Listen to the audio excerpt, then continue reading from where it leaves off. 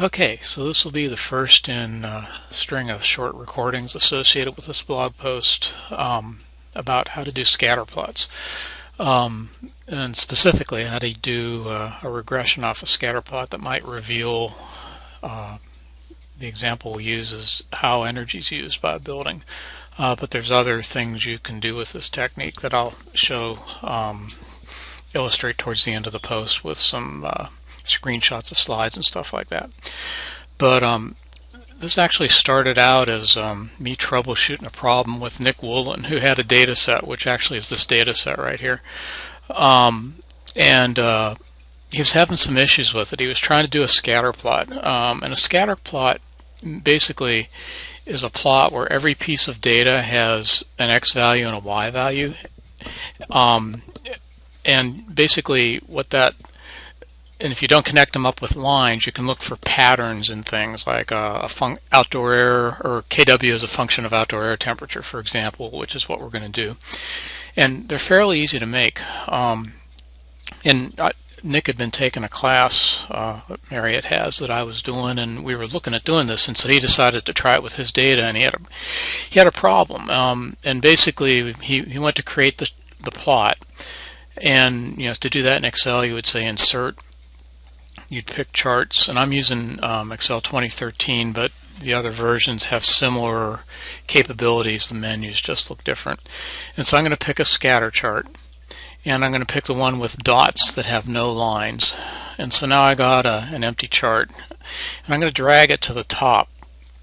And there's a reason I'm doing that. Like if you just happen to be in the middle of the 4,000 or 5,000 rows of data that you have here, it'll insert the chart there, and if you don't think about it, you'll copy the stuff, you'll set the chart up, and then all of a sudden you won't be able to find it.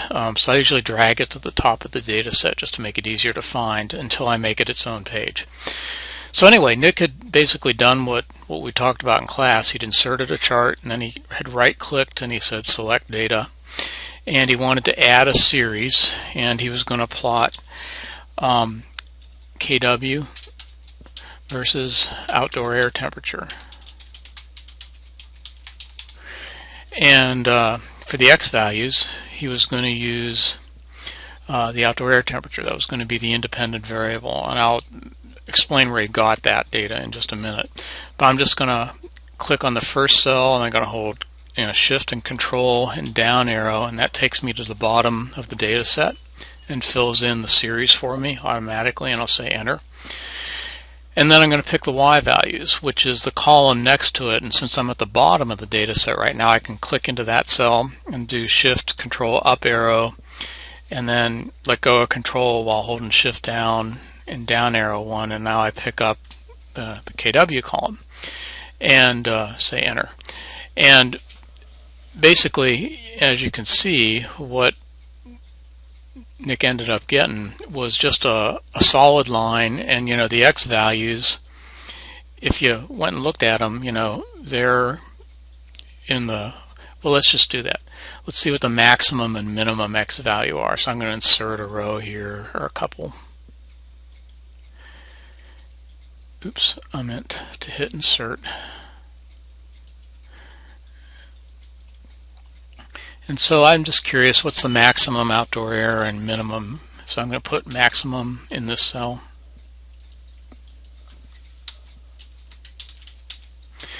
And minimum in this cell.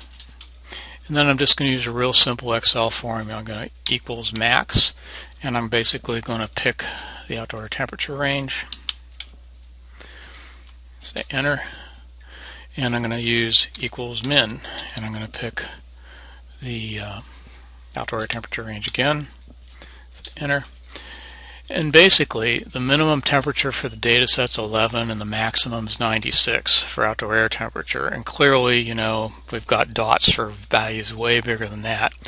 And if you just copy and paste those formulas over to look at what the maximum and minimums are in the kW cell, strangely enough, you get all zeros. So there's a bunch of weird stuff going on here, and which is sort of how Nick got me to looking at this. He came up and said, so what's going on here? And so we worked our way through it. And one of the things I've learned over the years from experience is if I look at a number And for instance, here I'm saying, tell me the minimum and the maximum number. Well, the first thing I do is check the formula, but the formula is looking at a range of things that look like numbers. And if it's looking at a range of things that looks like numbers, but that doesn't give me an answer that makes sense, like clearly 150 was bigger than 0, one of the things I immediately suspect is that this data here is actually text. It's a number, but it's been saved by the program that dumped the information out of the meter as text.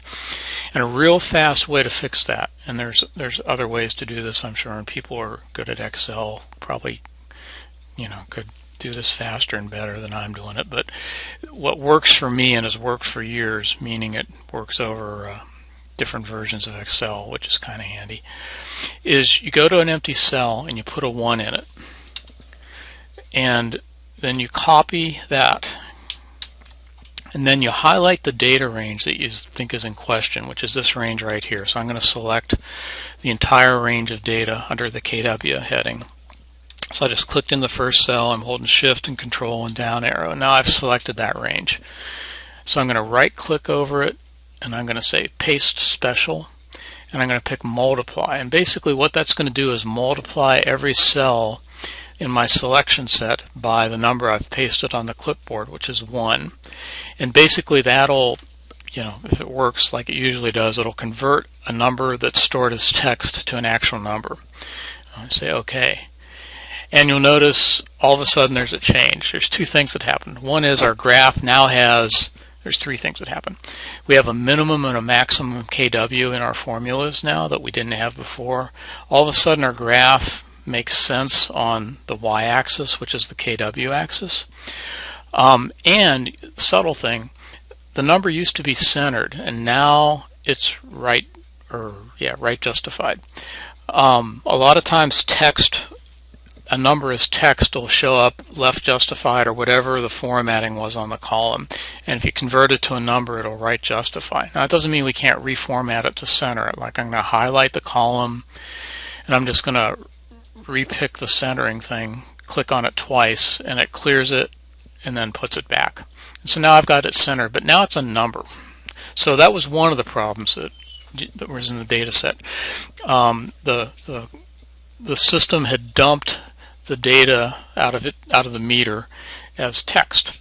And the information that actually came from the meter was this column here, the KW data, and this column here, the date and time, and then this column here, the KW data.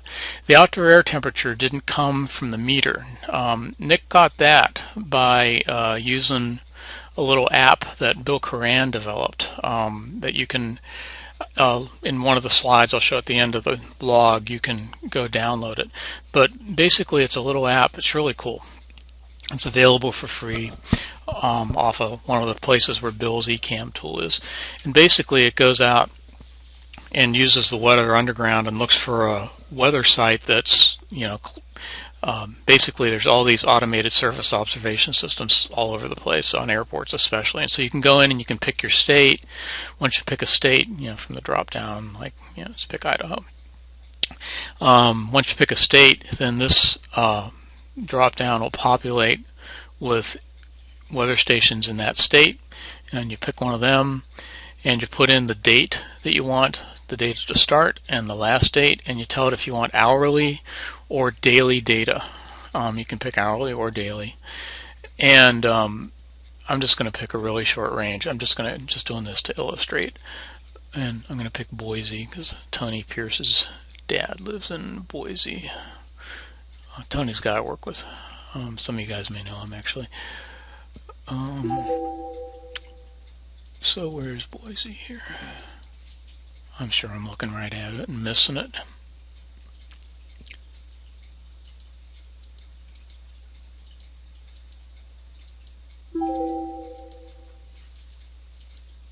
There we go. I was. Okay, so I'm going to pick Boise, and I'm just going to get a day's worth of data to illustrate. So I'm going to put in yesterday. Let's put in a month ago just to make sure. Sometimes the ASS stuff lags a little bit. So I'm going to put in July 4th. How about that? 7/4/15.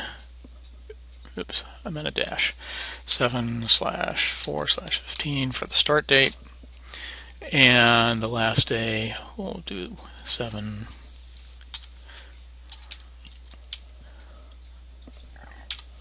And once you fill that up, I'm going to pick hourly, not daily. When you pick daily, it does a little averaging thing, but let's get hourly because that's what we want to do our regressions on if we can. So retrieve the weather data, and now basically it sticks the data. I say OK, and there's the data. And so now you can move that over into your spreadsheet and use a VLOOKUP function to pull the data back in and populate your spreadsheet, which is a totally different topic, and I'm not going to worry about showing you that right now, although I probably should. So maybe I'll add a little video clip that shows how to use VLOOKUP to go to a data file of weather data and associate an outdoor air temperature and time with a data point in time. But I'm not going to do that here because I hadn't thought about doing it. So, and Nick had already done it.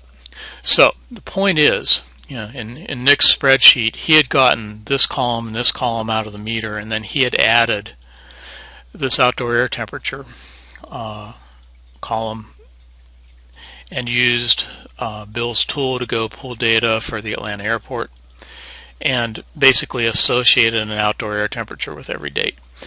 And so we're making progress. Now the KW data seem reasonable, but not the outdoor air temperatures. Like it wasn't the surface temperature of the sun in Atlanta. I know it's hot and humid, but not that hot and humid. And two things come to mind. Just again, this is just totally based on my experience messing with Excel. One thing that can cause a problem like that is you're trying to plot too many values, which in this particular instance, if we want to just get a sense of how many values we're plotting, we've got 6,000 data pairs, and that's well within the capabilities of Excel. So that wasn't it. But the other thing that can cause a weird axis scaling problem is having values in there that are not numbers. And one of the things that can happen when you go to these ASOS sites is you'll discover, like, there'll be an hour when there's a power outage or something, and so they don't have data, so they'll stick a quotes or a question mark or something like that in there. And so all we have to do is go look at every one of the 4,000 and some rows and see if there's an invalid character. And that sounds like you think you're crazy. That's going to take forever. Well, there's a tool you can use in Excel that'll help you with that. If we sort or filter the data, so I'm going to go to the Data tab, and I'm going to highlight that column. I'm going to say Filter. And now you'll notice a subtle thing happen. There's now a little drop-down thing here. And when I click on that drop-down, every distinct value in that column shows up as a selection option. And if I just, if they're numbers, they should be good. But if I go down this column and go down to the end, I discover, oh, there's question marks in there. That's probably where there is invalid or no data. So I'm going to uncheck the question marks. So now what that means is it won't actually eliminate rows that have question marks, but it'll hide them. And the graph, if the row is hidden, won't plot that data. So I'm going to say OK. And bingo, now we got a graph that has KW parameters that are sensible for the minimum and maximum we're seeing, and temperature parameters that are also sensible for the minimum and maximum we're seeing. We do have a bunch of zeros, and so we basically may want to just eliminate the zeros so they aren't in there for consideration. And so we could filter the KW column to get rid of any zeros. It could have been a blip in the data collection system. Who knows? Anything could happen. So now I want to filter multiple columns. So what I'm going to do is I'm just going to select that row. Then I'm going to hit the filter thing. I'm going to reapply my filter and get rid of the question marks. And then in this column, I'm going to get rid of the zeros. And watch what happens when I say OK. All these little dots will go away when I go down here and say, where's zeros? I would have expected to see zeros.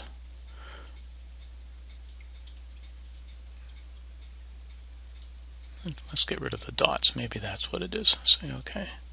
Yeah, okay, so it was a dot. There was nothing in the cell, just a period. And that probably was a zero. A text 0 converts to a dot. 0.0 text converted to a dot. So now we've got, a workable data set. And in some ways there isn't any reason we couldn't work with this, but there's a subtle but potentially important thing. Basically, the rows where there were dots in KW and where there were question marks in the OAT column are currently just hidden. They aren't deleted, they're hidden. So for instance, I'm going to unfilter the question marks for a minute. And I'm going to go find one. So I'm going to just click into that column. I'm going to say Control F for find. I want to look for an odd character, so a question mark isn't a normal character. So I need to put the little tilde sign in, which on my computer is a shift, and it's shift and the key next to the left of the 1 is where the tilde sign is. It's a little wave. So I'm going to say shift, tilde, and then question mark. And I'm going to say open the options things up. So I want to look by columns. And I will want to look at the values in the cell, and I'm going to say find the next one, and there it found a question mark.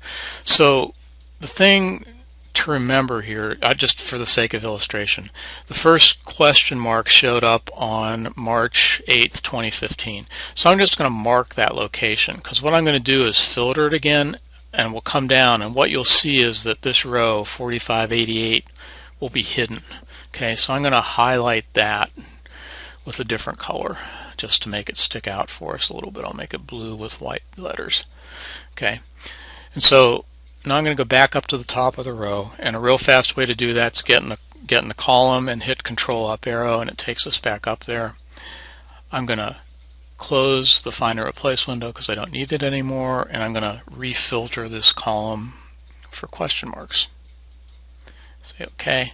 So now it's filtered it, and so now I'm going to go down and find what was that, March 8th. But I'm just going to, I could do a find, but I'm just going to look for that blue that I put in there. I'm just scrolling with my mouse wheel, holding the page down until I see some blue fly past. Oops, way past it. Okay, so I think we're in the range now.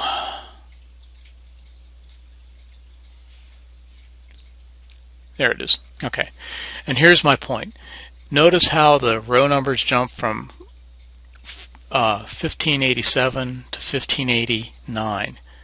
1588 is hidden. That's the row that had the question mark in it. There's sort of like a little broad band there, but that data is still there. You may want to work with a clean data set. In other words, a data set that doesn't have the hidden rows in it. It just has the data. And so what I'm going to do is I'm going to make another tab. So I'm just going to hit my plus button or insert a sheet. And I'm going to call this tab Filtered Data.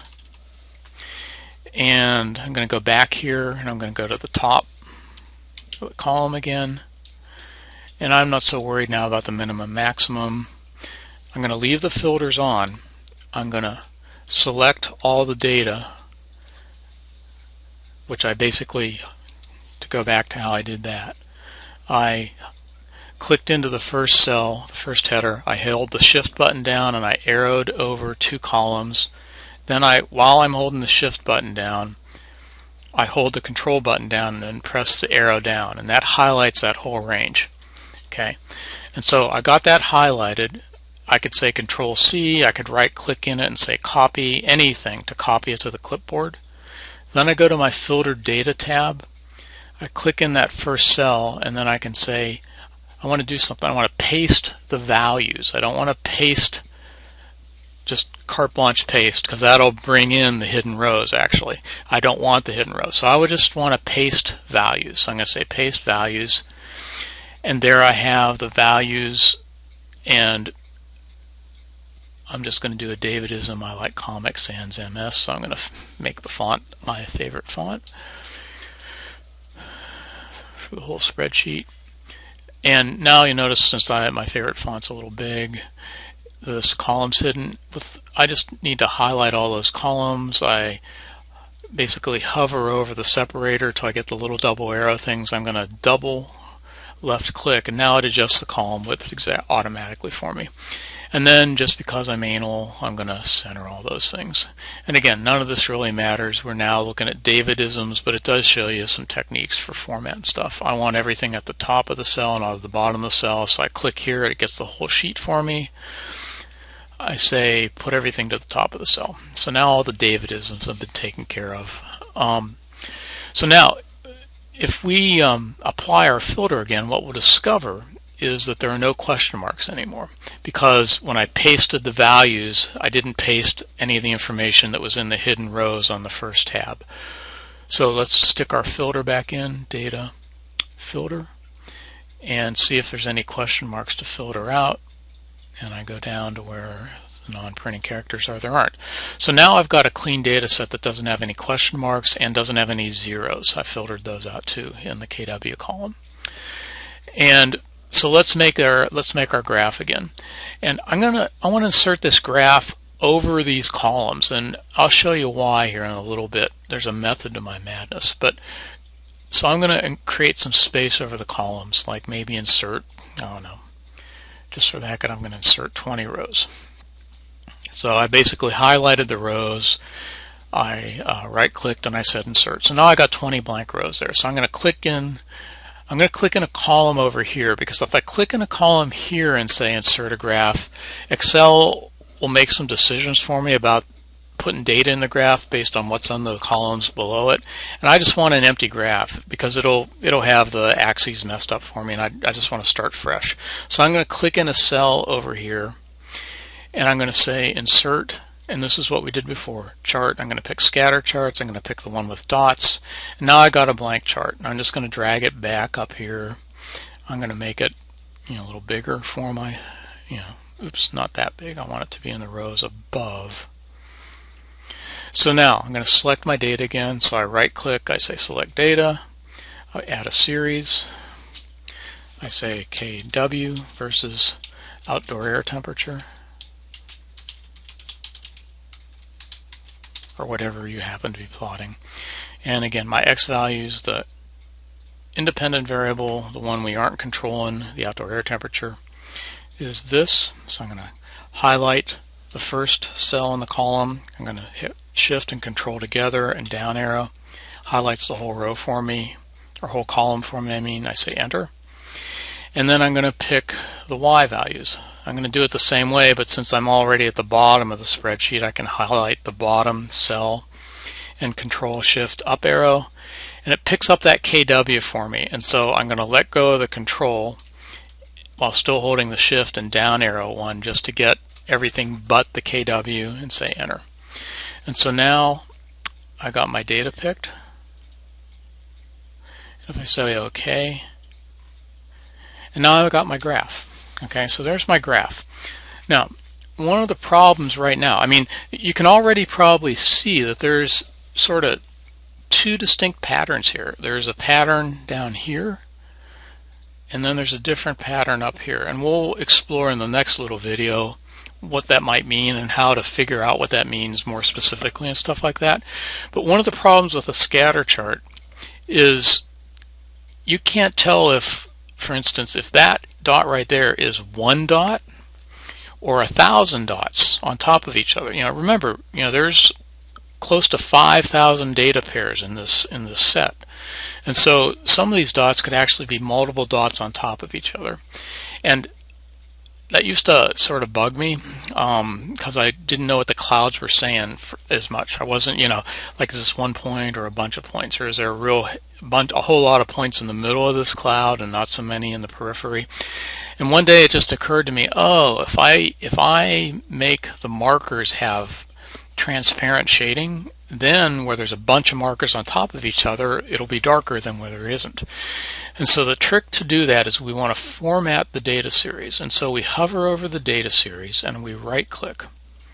And you'll notice it sort of picked up some points in the data series. And make sure it says format data series, not format data point. which can happen sometimes. And if it does, just click out of it and click back in again. But it says Format Data Series, and so we're going to pick that.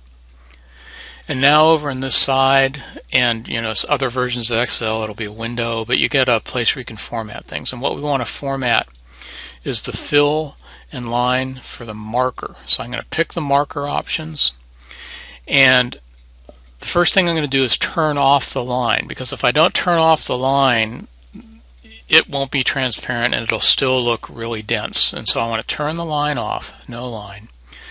And then I want to format the fill to a solid fill, and I'm going to keep it red for now.